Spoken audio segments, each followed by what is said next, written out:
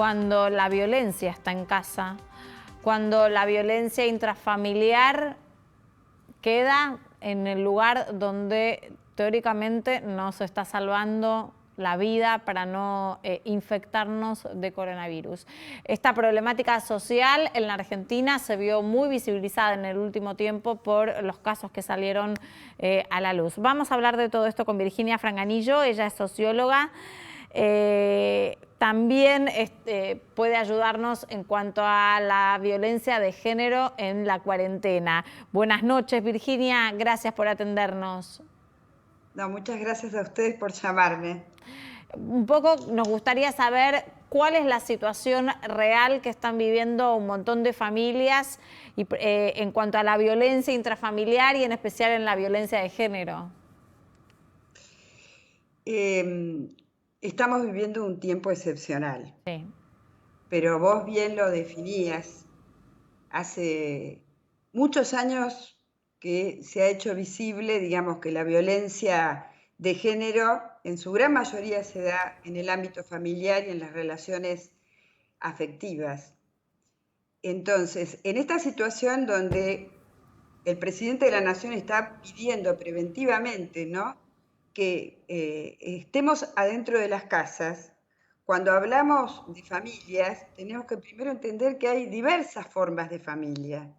Pero si pensamos en la familia moderna, las familias modernas, no las que vivieron nuestros bisabuelos, nuestras abuelas, son familias que los adultos en general, mujeres y varones, trabajan, los niños van a la escuela.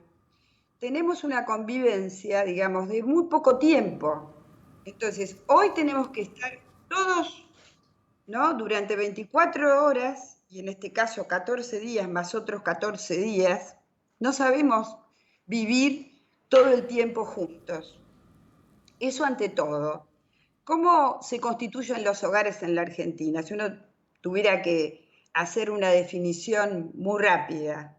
Están las familias nucleares, están las familias monoparentales, están las familias en situación de pobreza y de indigencia, digamos, cuyos hogares fundamentalmente son inhóspitos, viven en condiciones hacinadas. Hay muchas personas mayores que viven solas, de modo que lo que está en evidencia, y esto está pasando en distintas partes del mundo, digamos, los datos, en el caso de España se ha incrementado mucho la violencia intrafamiliar.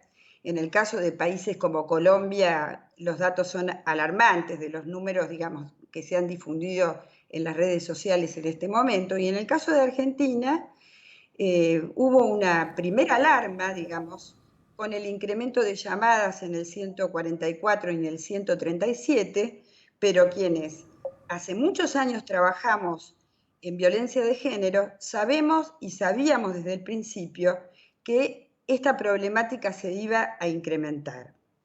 Entonces, ese paradigma que se construyó centralmente, digamos, en el caso de Argentina, digamos, desde los principios de la democracia, de que hay que empoderar a las mujeres, involucrarlas y promover ámbitos colectivos, redes, ¿no?, y excluir al golpeador, y eso está plasmado claramente en la primera ley de violencia.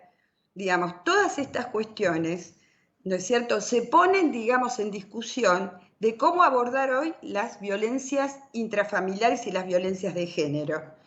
Entonces, se están desarrollando políticas públicas, se ha intensificado, digamos, en el caso del Ministerio de las Mujeres y el Ministerio de Justicia, y en todas las provincias, ¿no es cierto?, se están fortaleciendo los mecanismos de pedido de asistencia a través de estas líneas telefónicas. Ahora, Virginia, la situación en este caso, a la que nos lleva la cuarentena, como para ir entendiéndolo de forma más global, es una violencia de género que puede darse en el seno de una familia, que genera también violencia para el resto de los integrantes. Porque una persona que se pone violenta, que puede llegar a pegarle a una mujer, puede también hacerlo con los niños. Y de hecho, si no lo hace con los niños tienen que presenciar la violencia entre entre los dos adultos. Entonces, es todo en un entramaje mucho más complejo. Es lo mismo, ¿no? Porque cuando hablamos de violencia de género, eso impacta sobre los niños y las niñas.